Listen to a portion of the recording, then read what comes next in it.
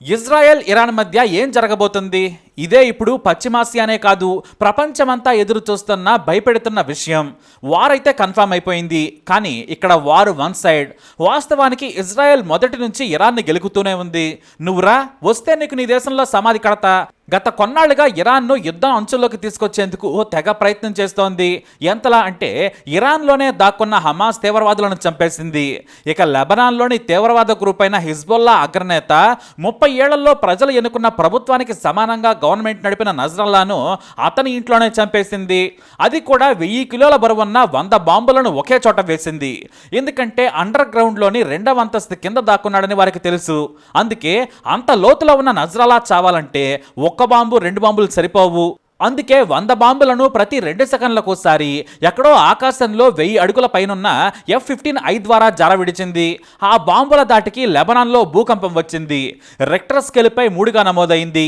అంటే ఎంత కసిగా చంపిందో తెలుసుకోవచ్చు. దీంతో హిజ్బుల్లాకు ఆర్థికంగా సహకరిస్తూ బాంబులు సరఫరా చేస్తున్న Iran supreme leader Ayatollah Ali Khamenei తన దేశంలోనే సురక్షిత ప్రాంతానికి పారిపోయాడు. అది ఇజ్రాయెల్ దెబ్బంటే. ఇక ఇజ్రాయెల్ తర్వాత యుద్ధం తమపైనని ఇరాక్ అర్థమైంది. కానీ తమకు తాముగా తొడలు కొట్టినంత సులువుగా ఎక్కడో దూరంగా ఉన్న ఇజ్రాయెల్ మీద యుద్ధం చేయడం సులువు కాదు. ఇప్పటికే 50 ఏళ్ల క్రితం కొన్న యుద్ధ విమానాలు, హెలికాప్టర్లనే వాడుతోంది ఇరాన్. భారీగా క్షిపణులున్నా కూడా ఇజ్రాయెల్ మీద దాడి కష్టమైన పని, కానీ భయపెట్టగలదు. అందుకే తీవ్రమైన ఆలోచనలో పడ్డ ఆ దేశ సుప్రీం లీడర్ పక్కాగా ప్లాన్ చేసి దాడి చేయాలనుకుంటున్నారు. ఇజ్రాయెల్ మాత్రం తెగించింది. యుద్ధం మొదలు పెట్టడం మాత్రమే ప్రధాని నెతన్యాహుకు తెలుసు, కానీ ముగించడం తెలియదనేది అందరికీ తెలిసిందే. కానీ చుట్టూ ఉన్న శత్రువులకు మరో 50 ఏళ్ల పాటు భయం కలిగించాలి, లేదా శత్రువులను క్లీన్ చేయాలనే దానిపై నెతన్యాహు బలంగా ఉన్నాడు. ఇటు గాజాను ధ్వంసం చేశారు నెతన్యాహు, మరోవైపు హిజ్బుల్లా అగ్రనేతలను చంపారు. ఇజ్రాయెల్ శత్రువులను మట్టుబెడుతోంది. దక్షిణ లెబనాన్పై యుద్ధం మొదలుపెట్టింది. ఆకాశంలోనే కాదు నేలపై నుంచి దాడికి కూడా సిద్ధమైంది. మరోవైపు యెమెన్లోని హౌతీ తీవ్రవాదులపై కూడా బాంబుల వర్షం కురిపిస్తోంది. ఒకేసారి 3 వైపుల యుద్ధం చేస్తోంది ఇజ్రాయెల్. కానీ వీళ్ళందరినీ పడుకోబెట్టాలంటే ఇరాన్ను చావు దెబ్బ కొట్టాలి. వారికి ఆయుధాలు, బిలియన్ల కొద్దీ డబ్బు వచ్చేది ఇరాన్ నుంచే.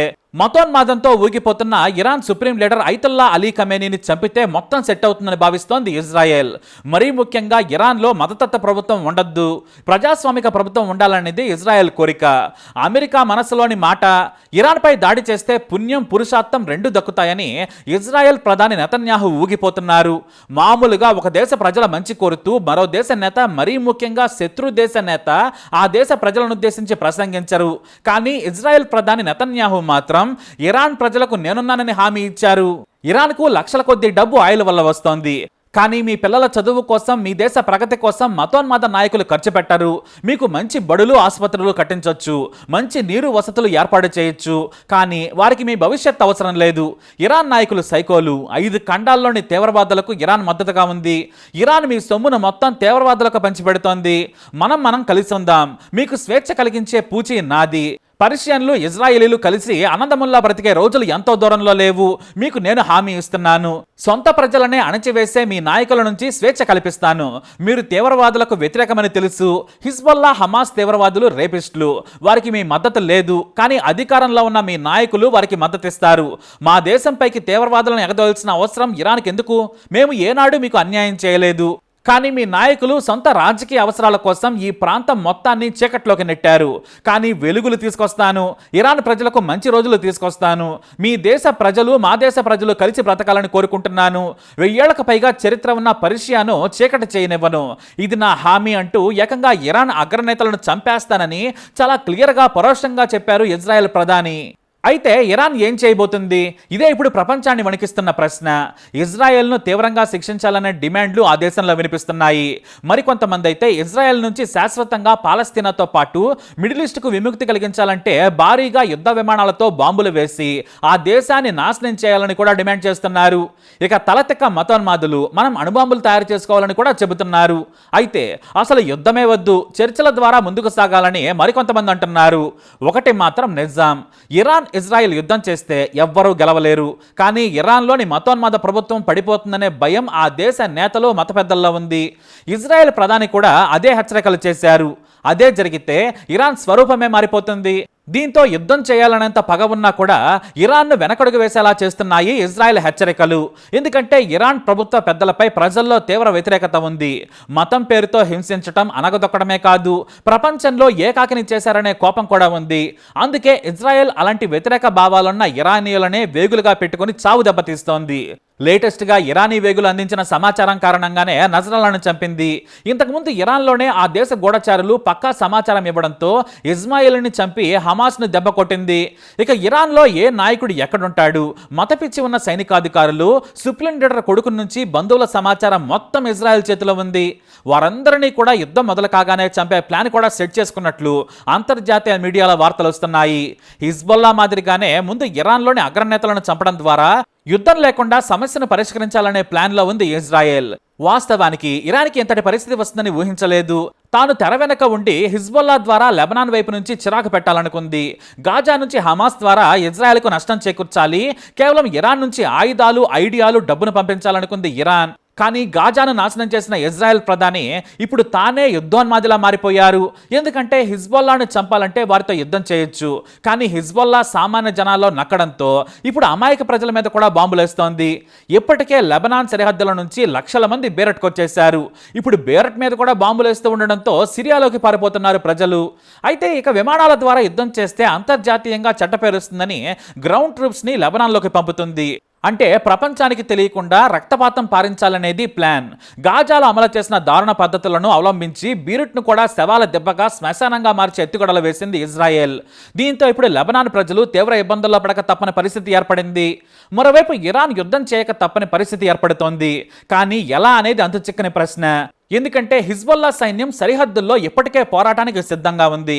కానీ ఇజ్రాయెల్ సైన్యం వారిని సులభంగా ఓడిస్తుంది అనడంలో సందేహమే లేదు. దక్షిణ లెబనాన్పై బాంబులు వేస్తూ ఆ దేశంలోకి వెళ్లేందుకు మార్గం సుగమం చేసుకుంటుంది. ఇక ఇరాన్ మీద ఏ క్షణమైనా మెరుపు దాడులకు ఇజ్రాయెల్ దిగే ఛాన్స్ ఉంది. అదే జరిగితే ఇరాన్ రెస్పాండ్ కాక తప్పదు. కానీ ఇజ్రాయెల్ తమ దేశంపైకి వచ్చే మిస్సైల్స్ని, డ్రోన్ బాంబులని అడ్డుకునేందుకు భారీగా ఏర్పాట్లు చేసుకుంది. ఇక అమెరికా కూడా ఇరాన్ ఎప్పుడైతే యుద్ధంలోకి దిగుతుందో తాము కూడా ఆ దేశంపై బాంబుల వర్షం కురిపించాలని ప్లాన్ చేసుకుంటోంది. ఇజ్రాయెల్ ప్రధాని కూడా చాలా తెలివిగా అమెరికాను కూడా యుద్ధంలోకి లాగుతున్నారు. ఎందుకంటే చాలా ఏళ్లుగా అమెరికా, ఇరాన్ మధ్య ప్రచ్ఛన్న యుద్ధం కొనసాగుతూనే ఉంది. ఇరాన్ మీద ఎందుకు ఇంతలా తెగిస్తోంది ఇజ్రాయెల్ అంటే కారణం ఉంది. ఇరాన్ నుంచి ఇరాక్, సిరియా దేశాల మీదుగా ఇజ్రాయెల్ మీద రాకెట్లను ప్రయోగించడం అంత సులువు కాదు. కానీ ఇజ్రాయెల్ మాత్రం అరబ్ ప్రాంతంలోని ఏ దేశాన్నైనా కూడా పిన్ పాయింట్ లొకేషన్తో మిసైల్ ప్రయోగించగలదు. ఇరాన్కు మద్దతిచ్చే దేశాలు ఇజ్రాయెల్ వైపు సిరియా, ఇరాక్ ఉన్నాయి. యమన్ కూడా ఉంది. పక్కనే ఉన్న సౌదీకి ఇరాన్కు పడదు. ఈజిప్ట్ ఈ వివాదానికి దూరంగా ఉంది. దీంతో ఇరాన్ డైరెక్ట్గా ఇజ్రాయెల్ను పెద్దగా దెబ్బ కొట్టలేని పరిస్థితి. మరోవైపు అమెరికా రంగంలోకి దిగితే ఏకంగా సముద్రంలో ఇప్పటికే తమ భారీ వార్షిప్స్ను మోహరించింది. ఇరాన్ మీద తమ F-16 జెట్ ఫైటర్స్తో పాటు B-20 బాంబర్స్ను కూడా సిద్ధం చేసింది. ఇలా చూసుకుంటే ఇరాన్ను ఈసారి భారీగా ధ్వంసం చేసే ప్లాన్లో ఉన్నట్లుగా నిపుణులు భావిస్తూ ఉన్నారు. ఈ యుద్ధం ఎలా మారొచ్చనేది కూడా ఇప్పుడు అందరినీ టెన్షన్ పెడుతున్న విషయం. మరోవైపు ఇజ్రాయెల్ మీద కూడా హిజ్బుల్లా భారీగా క్షిపణులతో విరుచుకుపడుతుంది. వాటిని అడ్డుకునేందుకు సాయశక్తిలా ప్రయత్నిస్తోంది ఇజ్రాయెల్. కనీసం వారం రోజుల తర్వాత హిజ్బుల్లా దగ్గర ఆయుధాలు నిండుకుంటాయి. అప్పటి వరకు హిజ్బుల్లాను రెచ్చగొట్టి క్షిపణులు లేకుండా చేయాలి. ఆ తర్వాత పెనుదాడితో క్షిపణులు ప్రయోగించి దాడి చేయాలనే ప్లాన్లో ఉంది ఇజ్రాయెల్. ఇక లెబనాన్ సైన్యం డైరెక్ట్గా మద్దతు తెలిపితే యుద్ధం రెండు దేశాల మధ్య పోరుగా మారే ఛాన్స్ ఉంది. అంత ధైర్యం లెబనాన్ చేయకపోవచ్చు. నజరల్లా మరణం తర్వాత హిజ్బుల్లాను నడిపే నాయకుడు లేడు. ఇక ఇరాన్ నుంచి లెబనాన్లోకి ఆయుధాలు వచ్చే మార్గాలపై బాంబులు వేసి రోడ్లను పేల్చివేసింది IDF. ఇజ్రాయెల్ మీద భారీగా ఇరాన్ మెరుపు దాడి చేయాలనుకుంటే లెబనాన్ సైన్యాన్ని, యుద్ధ విమానాలను రంగంలోకి దించొచ్చు. తమకు అనుకూలంగా ఉన్న తీవ్రవాదులు సిరియా, ఇరాక్, జోర్డాన్, యమన్లో ఉన్నారు. వారందరితో ఇజ్రాయెల్ పైకి మెరుపు దాడి చేసే ఛాన్స్ ఉంది. అదే జరిగితే ఇజ్రాయెల్ తట్టుకోవడం కష్టం. ఇన్ని వైపుల నుంచి యుద్ధం చేసేంత సైన్యం ఇజ్రాయెల్ దగ్గర లేదు. కానీ అంతటి ధైర్యం ఎక్కడిదంటే మాత్రం అమెరికా, బ్రిటన్, ఫ్రాన్స్ తమకు మద్దతు ఉంటుందనే భరోసాతో రెచ్చిపోతుంది. అమెరికా కూడా ఇరాన్ను దెబ్బకొట్టే అవకాశం కోసం చూస్తోంది. ఒకటి మాత్రం ఖచ్చితంగా చెప్పొచ్చు, ఇజ్రాయెల్ భారీ రిస్క్ చేస్తోంది. తమ వైపు కూడా ప్రజలను భారీగా యుద్ధంలో పణంగా పెట్టక తప్పదు. కానీ భవిష్యత్తులో తమకు ఎలాంటి ముప్పులు లేకుండా చేసుకునేందుకు, తమ దేశాన్ని కాపాడుకునేందుకు ఎంతకైనా తెగిస్తామనే ఆలోచనలో ఉన్నాడు నెతన్యాహు. ఇరాన్ను చావు దెబ్బ కొడితే ఇక తీవ్రవాదం ఉండదని బలంగా భావిస్తోంది. అన్ని దేశాల్లోని తీవ్రవాదులను ఇజ్రాయెల్కు వ్యతిరేకంగా మోహరించింది. అందుకే అంత పగ. కానీ ఇరాన్ బలమెంత అనేది ఎవ్వరికీ తెలియడం లేదు. ఇరాన్ బలంగా లేదు కాబట్టి ఇజ్రాయెల్ ముందుకు సాగుతుందనేది ఒక విశ్లేషణ. ఏదేమైనా ఇరాన్ యుద్ధంలోకి దిగితే ఇది ఎటు వెళ్తుందో ఎవరికీ తెలియదు. మొత్తం సౌత్ ఈస్ట్ ఏషియా నాశనం అవుతుందేమోనన్న భయం అందరిలో ఉంది. ఎందుకంటే టర్కీ మెల్లిగా స్వరం మార్చి ఇజ్రాయెల్ని హెచ్చరిస్తూ ఉంది. కాబట్టి ఇజ్రాయెల్కు కూడా నష్టం తప్పదు. అయినా సరే నెతన్యాహు ఎక్కడా తగ్గడం లేదు. మీరు ఒకటిస్తే దానికి 1000 రెట్లు ఇస్తామంటున్నారు. మరి ఏం జరుగుతుందో చూద్దాం. ఈ వీడియోపై మీ అభిప్రాయాన్ని కమెంట్ ద్వారా తెలియజేయండి. ఈ వీడియో అప్డేట్స్ కోసం మా ఛానల్ ఫాలో ఉండాలి, తప్పకుండా సబ్స్క్రైబ్ చేసుకోండి.